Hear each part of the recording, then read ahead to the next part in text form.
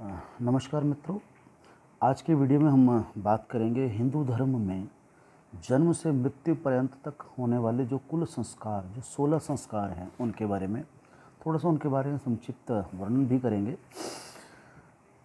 हिंदू धर्म में कहा जाता है कि इन 16 संस्कारों का एक अच्छी संतति के लिए एवं एक अच्छे जीवन के लिए पूरा होना बहुत आवश्यक है।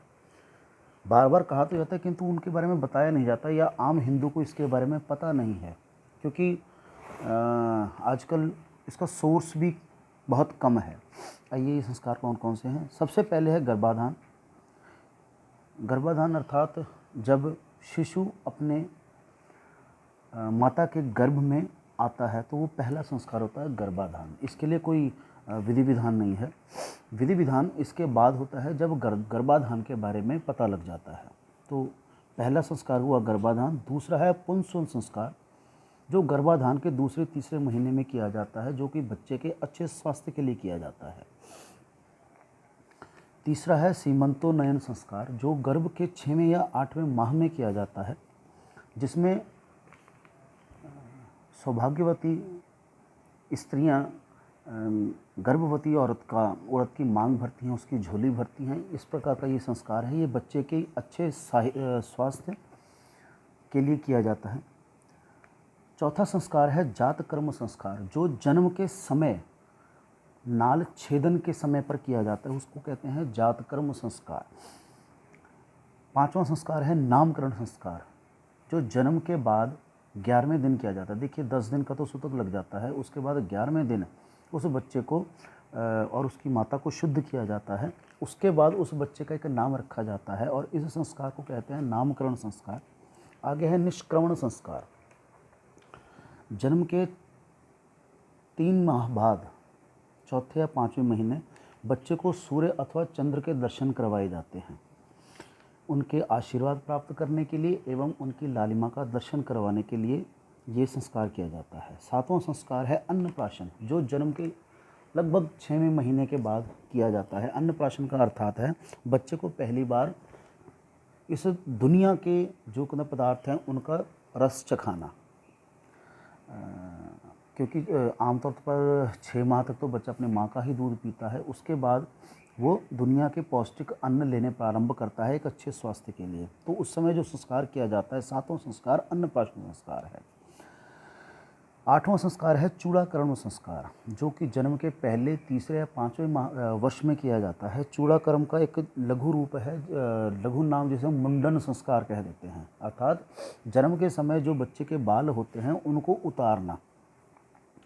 इसके बाद जो संस्कार किया जाता है वो है विद्यारंभन संस्कार। विद्यारंभन अर्थात देखिए विद्या केवल ये नहीं है स्कूल में जो पढ़ाई जाती है, बल्कि जो घरों में भी बच्चों को पढ़ाया जाता है वो भी एक शिक्षा है। जब माँ बच्चे को कहानियाँ सुनाती है, कुछ बोलना लिखना सिखाती है, उठना बैठना सिखाती है, प्रणाम करना सिखाती है, पाँव हाथ लगाना सिखाती है, ये सारी भी विद्या ही हैं। तो इसको प्रारंभ करने से पहले जो संस्कार किया जाता है वो विद्यारंभन संस्कार होता है। उसके बाद 10वां संस्कार है कर्णवेद संस्कार। देखिए हमारे यहाँ पर आमतौर पर ये प्रथा है कि बच्चे के कान को छेदन किया जाता है। क्यों किया जाता है? क्योंकि कहा जाता है कि तो कान का छेद करने से शरीर कई व्याधियों से, कई बीमारियों से बचा रहता है, तो ये संस्कार किया जाता है। उसके बाद आता है यज्ञोपवीत संस्कार। देखिए हिंदू धर्म में तो हर एक व्यक्ति का ये संस्कार होना आवश्यक है।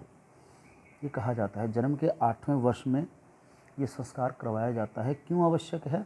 क्योंकि ये वास्तव में उस बच्चे को एक दिशा देता है। ये विद्या से पहले भी ये संस्कार किया जाता है। अब जो विधिवत विद्या प्रारंभ होती है उसके लिए जो संस्कार किया जाता है वो 12वां संस्कार है वेदारंभ संस्कार।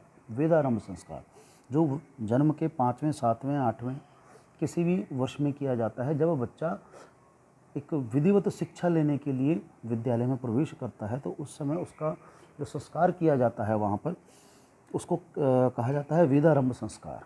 और इसके साथ ही जो अगला संस्कार होता है वो है 13वां संस्कार केशांत संस्कार। अब जब बच्चे की शिक्षा समाप्त हो जाती है उसके बाद उसके बाल एक बार फिर से उतारे जाते हैं, तो इसको बोलते हैं केशांत संस्कार। इसका विधिवत अर्थ होता है कि बालक की वो शिक्षा पूरी हो चुकी है जिसके लिए वो विद्यालय में आया था या गुरुकुल में आया था। उसके बाद अगला संस्कार है समावर्तन संस्कार, अर्थात जब वो उस गुरुकुल से या उस विद्यालय से जब विदाई लेता है तो उस समय एक संस्कार किया जाता है जिसमें पुराने गुरुकुल में तो बच्चे को कहने को मेखला और दंड दिया जाता था हाथ में धारण करने के लिए, जिसका अर्थ था कि वो एक ब्रह्मचारी है और शिक्षा ग्रहण कर रहा है। तो अब उसको छोड़ने का समय आ गया, वो एक अच्छी शिक्षा प्राप्त कर चुका है, तो उस समय जो उसको जब गुरुकुल से विदाई दी जाती थी तो 14वां संस्कार होता था समावर्तन संस्कार। उसके बाद आप जानती हैं विवाह संस्कार, जिसे हम पाणी ग्रहण संस्कार कहते हैं, वो 15वां संस्कार है, जिसके बाद एक विधिवत तरीके से एक जीवन प्रारंभ करता है। इसके बाद दोबारा यही 15 संस्कार दोबारा चलते हैं, गर्भाधान, क्योंकि विवाह के बाद गर्भाधान ही प्रारंभ होता है, जो कि संतानोत्पत्ति के लिए किया जाता है। और जो अंतिम संस्कार जिसे हम कहते हैं उसे कहते हैं अंत्येष्टि संस्कार, जिसे हम कहते हैं ना क्रियाक्रम करना किसी का जब किसी की मृत्यु हो जाती है उसका देह का जो पंच तत्व में विलीन किया जाता है उसी इस विधि से किया जाता है, जिसे हम अंत्येष्टि संस्कार कहते हैं। तो ये कुल 16 संस्कार हैं जो हिंदू धर्म में किए जाते हैं। आशा है कि आपको इससे पहले अगर इनकी जानकारी नहीं थी तो अब इसे अच्छी तरह से आप समझ चुके होंगे। कृपया इसको लाइक और शेयर कीजिए। धन्यवाद।